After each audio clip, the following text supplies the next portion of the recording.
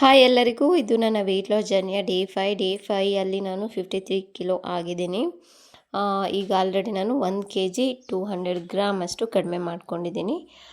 ಹಾಗೆ ನಾರ್ಮಲ್ ನೀವು ಡೈಲಿ ನೋಡ್ತಾ ಇದ್ದರೆ ಗೊತ್ತಿರ್ಬೋದು, ಬೆಳಗ್ಗೆ ಎದ್ದ ತಕ್ಷಣ ನಾನು ಒಂದು 300 ml ಅಷ್ಟು ಬಿಸಿ ನೀರನ್ನ ತಗೊಳ್ತೀನಿ.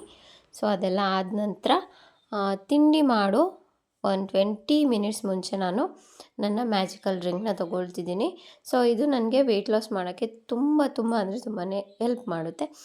ಇದು ಹಾಗೆ ನನಗೆ ಬಾಡಿಯಲ್ಲಿ ಇನ್ಫ್ಲಮೇಷನ್ ಆಗೋದನ್ನು ಕಡಿಮೆ ಮಾಡುತ್ತೆ. ಅಂದರೆ ಬ್ಲೋಟಿಂಗ್ ಎಲ್ಲ ಆಗುತ್ತಲ್ಲ ಏನಾದರೂ ತಿಂದಾಗ, ಅದನ್ನೆಲ್ಲ ಕಡಿಮೆ ಮಾಡೋಕ್ಕೆ, ನನ್ನ ಇಮ್ಯುನಿಟಿನ ಬೂಸ್ಟ್ ಮಾಡೋಕ್ಕೆ, ನನ್ನ ಹೇರಿಗೆ, ಸ್ಕಿನ್ನಿಗೆ, ಹಾಗೆ ಇನ್ನೂ ತುಂಬ ಅಷ್ಟು ನನ್ನ ಹೆಲ್ತಲ್ಲಿ ಇಂಪ್ರೂವ್ಮೆಂಟ್ ಆಗೋಕ್ಕೆ ಈ ಡ್ರಿಂಕ್ ನನಗೆ ತುಂಬಾ ಹೆಲ್ಪ್ ಮಾಡಿದೆ. ಸೊ ಹಾಗಾಗಿ ಇದನ್ನ ನಾನು ಕಂಟಿನ್ಯೂ ಆಗಿ ಯಾವಾಗಲೂ ತೊಗೊಳ್ತೀನಿ. ವಾರದಲ್ಲಿ ಒಂದು ದಿನ ಯಾವತ್ತಾದರೂ ಈ ಡ್ರಿಂಕಿಗೆ ಗ್ಯಾಪ್ ಕೊಡ್ತೀನಿ.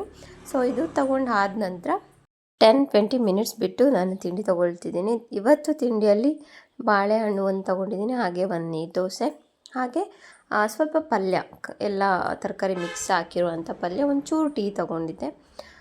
ನಿಮಗೇನು ಟಿಪ್ಸು ಅಂತ ಹೇಳಿದರೆ, ಫಸ್ಟು ನೀವು ಫ್ರೂಟ್ಸ್ ಏನಿದೆ ಅದನ್ನ ತಿನ್ನಬೇಡಿ. ಸೊ ಆದಷ್ಟು ಸ್ವೀಟ್ ಕಮ್ಮಿ ಇರೋಂಥದ್ದನ್ನೇ ತಗೊಳ್ಳಿ.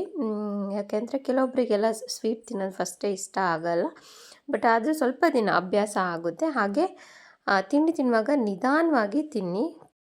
ಸೊ ತಿಂಡಿ ಎಲ್ಲ ಆದ ನಂತರ ಒಂದು ಸ್ವಲ್ಪ ಹೊತ್ತು ಬಿಟ್ಟು ಮತ್ತೆ ಒಂದು ಗ್ಲಾಸ್ ನೀರನ್ನ ಕುಡಿತೀನಿ. ಮತ್ತು ನನಗೆ 11:30-12 ಹಂಗೆ ಮತ್ತೆ ಏನಾದರೂ ಸ್ವಲ್ಪ ಹಶ್ವಾದರೆ ನಾನು ಸೀಡ್ಸ್ ಮಿಕ್ಸು ಮತ್ತು 1-2 ಪೀಸ್ ಕೊಕೊನಟ್ ಈ ಥರ ತೊಗೊಳ್ತೀನಿ. ಹಾಗೆ ಒಂದು ಗ್ಲಾಸ್ ನೀರನ್ನು ಕುಡ್ದಿರ್ತೀನಿ. ಅದ್ರ ಜೊತೆಯೇ ಮಧ್ಯಾಹ್ನದ ಊಟಕ್ಕೆ ನಾನಿಲ್ಲಿ ಸ್ವಲ್ಪ ರೈಸ್, ತುಂಬ ಪಲ್ಯ, ಸ್ವಲ್ಪ ಮೊಸರು, ಸ್ವಲ್ಪ ಉಪ್ಪಿನಕಾಯಿ, ಹಾಗೆ ಒಂದು ಸ್ವಲ್ಪ ನೀರು ತೊಗೊತೀನಿ. ಅದಾದ ನಂತರ ಸ್ವಲ್ಪ ನೀರಂತೂ ಆಲ್ಮೋಸ್ಟ್ ಕವರ್ ಮಾಡ್ತಾನೆ ಇರ್ತೀನಿ ನಾನು. ಸಂಜೆ ಸ್ನ್ಯಾಕ್ಸಿಗೆ ಒಂದು ನಿಪ್ಪಟ್ಟು ತೊಗೊಂಡಿದ್ದೆ, ಹಾಗೆ ಸ್ವಲ್ಪ ಟೀನೂ ತೊಗೊಂಡಿದ್ದೆ. ಸಂಜೆ ಆಗೋಷ್ಟರಲ್ಲಿ ಆಲ್ಮೋಸ್ಟ್ ನಾನು 6-7 ಗ್ಲಾಸ್ ನೀರನ್ನಂತೂ ಖಂಡಿತವಾಗ್ಲೂ ಕುಡಿತೀನಿ. ಸೊ ಬೆಳಗ್ಗೆ ನಾನು ಎಕ್ಸಸೈಸ್ ಏನೂ ಮಾಡಿರಲಿಲ್ವಲ್ಲ, ಹಾಗಾಗಿ ಸಂಜೆ ಸ್ವಲ್ಪ ಒಂದು 15 ಮಿನಿಟ್ಸ್ ವಾಕ್ ಮಾಡಿದೆ. ಸೊ ಬೆಳಗ್ಗೆ ಆಗಲಿಲ್ಲ ಅಂದರೆ ಸಂಜೆ ಮಾಡ್ಕೊಳ್ಳಿ, ಅಥವಾ ನಿಮಗೆ ಮಧ್ಯದಲ್ಲಿ ಯಾವಾಗಲಾದ್ರು ಒಂದು ಸ್ವಲ್ಪ ಹೊತ್ತು ಗ್ಯಾಪ್ ಸಿಗುತ್ತೆ ಅನ್ನುವಾಗ ಆವಾಗ ಎಕ್ಸಸೈಸ್ ಮಾಡ್ಕೊಳ್ಳಿ, ಏನೂ ಪ್ರಾಬ್ಲಮ್ ಆಗೋಲ್ಲ. ಸೊ ಅದಾದ ನಂತರ ನೈಟ್ ಡಿನ್ನರು ನಾರ್ಮಲಾಗಿ ಗಂಜಿ, ಹಾಗೆ ಒಣಗಿದ ಮೀನು. ಒಣಗಿದ ಮೀನು ನನಗಿಷ್ಟ, ಯಾರಿಗಿಷ್ಟ ಆಗೋಲ್ಲ ಬೇಜಾರು ಮಾಡ್ಕೋಬೇಡಿ, ಯಾರಿಗಿಷ್ಟ ಲೈಕ್ ಮಾಡಿ.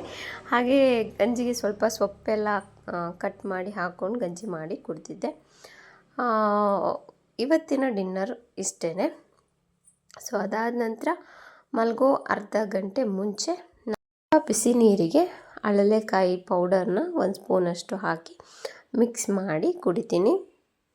ಸೊ ಲಾಸ್ಟ್ ವಿಡಿಯೋದಲ್ಲಿ ಹೇಳ್ದಂಗೆ ನಿಮ್ಮ ವೆಯ್ಟನ್ನ ತುಂಬ ಸ್ಪೀಡಾಗಿ ಆಗೋಕ್ಕೆ ಈ ಒಂದು ಪೌಡ್ರು ಹೆಲ್ಪ್ ಮಾಡುತ್ತೆ.